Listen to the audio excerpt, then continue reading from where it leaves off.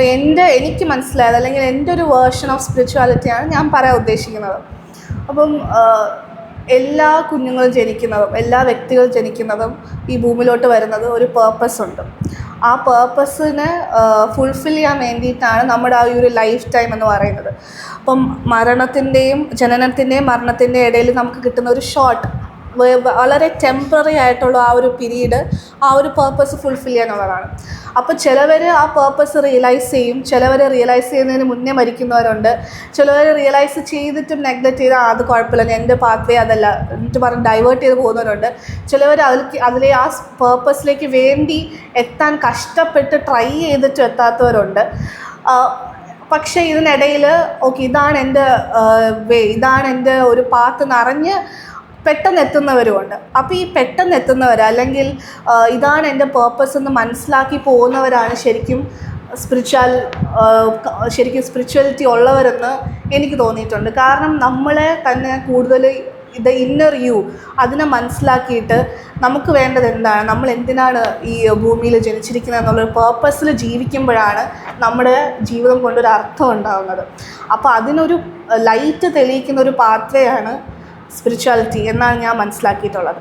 അപ്പോൾ നമ്മൾ ഓരോരുത്തരും ഇപ്പം സ്പിരിച്വാലിറ്റി എന്ന് പറയുമ്പോൾ കുറേ പേര് പറയും ഇന്ന ട്രെയ്റ്റ്സ് ഉള്ള അല്ലെങ്കിൽ ഇന്ന ക്യാരക്ടറിസ്റ്റിക്സ് ഉള്ളവർക്ക് മാത്രമേ സ്പിരിച്വൽ പേഴ്സൺ ആയിട്ടിരിക്കാൻ പറ്റുള്ളൂ. പക്ഷേ ഞാൻ അങ്ങനെ വിശ്വസിക്കുന്നില്ല. കാരണം ഓരോരുത്തരും ജനിക്കുന്ന സാഹചര്യം, ഓരോരുത്തരുടെയും സിറ്റുവേഷൻസ്, അവരുടെ ബേസിക് നേച്ചർ ഇതൊന്നും നമുക്ക് ഒരു പരിധി വരെ മാറ്റാൻ പറ്റില്ല. നമ്മുടെ ഒരു ഇമോഷനെ കൺട്രോൾ ചെയ്യാൻ അങ്ങനെ പറ്റത്തില്ല. അപ്പം സ്പിരിച്വാലിറ്റി എന്ന് പറയുമ്പോൾ പിന്നെ വേറെ കുറേ പേര് സ്പിരിച്വാലിറ്റി കാണുന്നത് എന്തെങ്കിലും പ്രതിസന്ധികൾ വരുമ്പോൾ അല്ലെങ്കിൽ ഒരു പ്രശ്നം വരുമ്പം ഫേസ് ചെയ്യാനൊരു ഷീൽഡ് പോലെ സ്പിരിച്വാലിറ്റി കാണുന്നവരുണ്ട്. അത് സ്പിരിച്വാലിറ്റിയിലെ ഒരു പാർട്ടായിരിക്കാം. ഓക്കെ, നമ്മളൊരു സ്പിരിച്വൽ വ്യക്തിയാകുമ്പോൾ നമുക്ക് കുറച്ചുകൂടി ഇൻസൈറ്റ് കിട്ടും അല്ലെങ്കിൽ ഫോർസൈറ്റഡ്നെസ് കിട്ടും ആ ഒരു പ്രശ്നത്തെ അഭിമുഖീകരിക്കാൻ വേണ്ടിയിട്ട്. പക്ഷേ ആ ഒരു കോൺഫിഡൻസ് ചിലപ്പോൾ കിട്ടുമായിരിക്കും. പക്ഷേ അതിനെ ഈ പ്രശ്നമേ മാറിപ്പോ എന്ന് പറയാനുള്ള ഒരു അല്ലെങ്കിൽ ഒരു രോഗശാന്തി സൗഖ്യമാകട്ടെ എന്ന് പറയുമ്പോൾ ഇൻസ്റ്റൻറ്റ് അവിടെ ഒരു ഹീലിംഗ് നടക്കണം എന്നൊന്നുമില്ല. മിറാക്കിൾസ് ചെയ്യുന്നതല്ല സ്പിരിച്വാലിറ്റി. നമ്മളെ തന്നെ കൂടുതൽ റിയലൈസ് ചെയ്യുന്ന ആ ദൈവം നമ്മളിൽ വെച്ചിരിക്കുന്ന ദൈവത്തിൻ്റെ ആ ഒരു അംശം കൂടി നമ്മളിലുണ്ടെന്ന് തിരിച്ചറിയുന്ന ഒരു സംഭവത്തിനാണ് സ്പിരിച്വാലിറ്റി എന്ന് എൻ്റെ ഒരു പെർസ്പെക്റ്റീവ്. സ്പിരിച്വാലിറ്റി ഇപ്പം കുക്കു പറഞ്ഞതുപോലെ ഇപ്പം ഇവിടെ വേറെ ആർക്കെങ്കിലും പറഞ്ഞു എല്ലാവർക്കും ഒരേപോലെ വരണമെന്നില്ല. ചിലർക്ക് ഒരു എന്തെങ്കിലും ഒരു പ്രത്യേക കാര്യങ്ങളോ കാരണങ്ങളോ കൊണ്ടായിരിക്കും ചിലപ്പം അവർക്ക് എന്തെങ്കിലും ഭയങ്കര പെയിന് കൊണ്ടായിരിക്കും ചിലപ്പം അത് വരുന്നത്. അപ്പം ഓരോരുത്തർക്കും ഒരേ മോഡലിൽ വരണമെന്ന് നമുക്ക് പറയാൻ പറ്റില്ല. നമ്മൾ ഒരു മരം എത്ര വളർച്ചയിൽ വന്നാലും അതിൻ്റെ റൂട്ട് അത്രയും ആഴത്തിലോട്ട് ആ റൂട്ട് പോണത്. അപ്പം ആ ഒരു റൂട്ടിൽ നിന്ന് വരുന്ന ആ ഒരു മുകളിലോട്ട് വരുന്ന ശിഖരങ്ങളായാലും അതിൽ വരുന്ന ഫ്രൂട്ടായാലും അതിൻ്റെ ക്വാളിറ്റി അത് വേറെ ഒരിതാണ്. അപ്പോൾ അതനുസരിച്ച് അപ്പോൾ ഓരോരുത്തർക്ക് ഇപ്പം സ്പിരിച്വാലിറ്റി നിൽക്കുന്ന എല്ലാവർക്കും ഒരേ ക്വാളിറ്റി വരണമെന്നില്ല. ഇപ്പം എൻ്റെ ക്വാളിറ്റി ഇപ്പോൾ വേറൊരാൾക്ക് വരണമെന്നില്ല. അപ്പോൾ അതിൻ്റേതായ ഒരുപാട് ഡിഫറൻസ് ഇതിനകത്തുണ്ട്. പക്ഷേ ഞാൻ ഒരു ചോദ്യം കൂടി ചോദിക്കട്ടെ.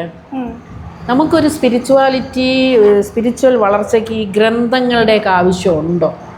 എനിക്കതിനെക്കുറിച്ച് വളരെ ആധികാരികമായിട്ട് പറയാൻ അറിയില്ല. എന്നാലും എൻ്റെ ഒരു പേഴ്സ്പെക്റ്റീവ് ഞാൻ പറയാം.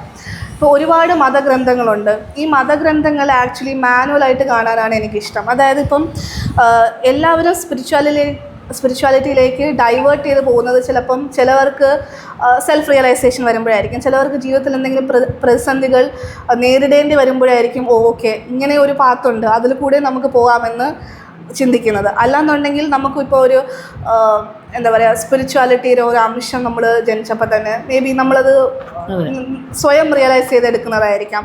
അങ്ങനെ ഈ മതഗ്രന്ഥങ്ങൾ നമ്മൾ വായിക്കുമ്പോൾ അതിൽ ഓരോ സീഡാണ്.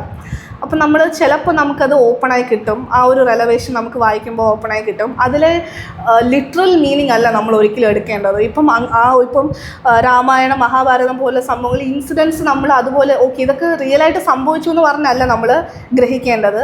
മറിച്ച് അതിലെ ഒരു ഇന്നർ മീനിങ് അല്ലെങ്കിൽ അതിലെ ആശയത്തെയാണ് ആ ഒരു കോൺസെപ്റ്റിനെയാണ് നമ്മൾ മനസ്സിലാക്കേണ്ടത്.